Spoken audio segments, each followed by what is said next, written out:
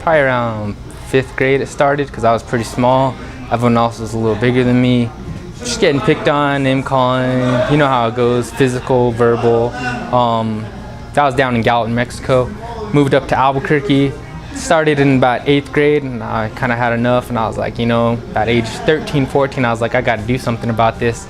Started jiu-jitsu, and then just the rest is history. Just didn't quit. Within a few months, it just kind of mental confidence went through the roof, you know.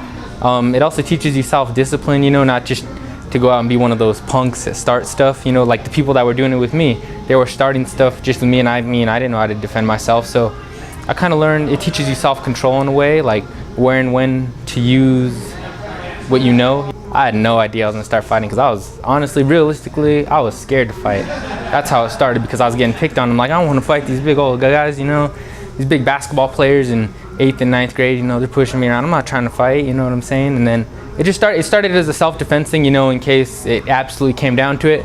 And then it just one thing led to another thing, you know, and then I'm like, hey, I'm kind of getting kind of good at this, you know, maybe I want to start doing this. Started kickboxing probably about age 15 or 16 to go along with the jiu-jitsu, and that's when it really started getting into gear, and I was like, all right, something's gonna happen. For sure, my kickboxing fights are gonna make a difference in the fight, because the guy I'm fighting has no kickboxing fights. So I think it's gonna for sure make a difference, because I already know I know what that adrenaline's like, because my first fight went the distance, so I know what it's like to be in the 3rd round. You're tired, I know how it's like to keep your hands up and you getting hit, giving hits, you know, fun things. I'm just a good person, I'm honest. I mean, I got your back, pretty much. You got my back, I'll give you the shirt off my back on the streets. I mean, that's what it comes down to. I'm not gonna really stab anybody in the back. I have no reason to, as long as, you know, you treat me right, I'm gonna treat you right, and that's what it comes down to. And I think that's how my friends would describe me, as well as my family too.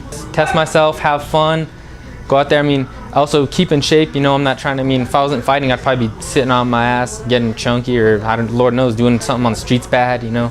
Just kind of keeps me in shape, keeps you focused, allows you to test yourself. There's a lot of positive things with MMA.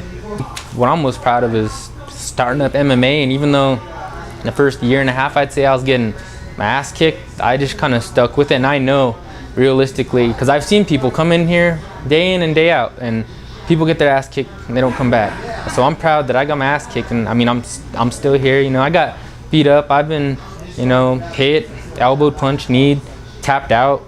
I mean, I'm still here, you know. A lot of people can't say that. So 100% for sure. I mean, I've seen guys that are like 60 years old, some Gracies they're still, you know, they're not kickboxing, but they're still in there rolling. They're still getting some jits in, you know. And I feel, I mean, even when I'm 40, 50 years old, I'm at least gonna still be rolling in class, you know, having fun. It's just having fun.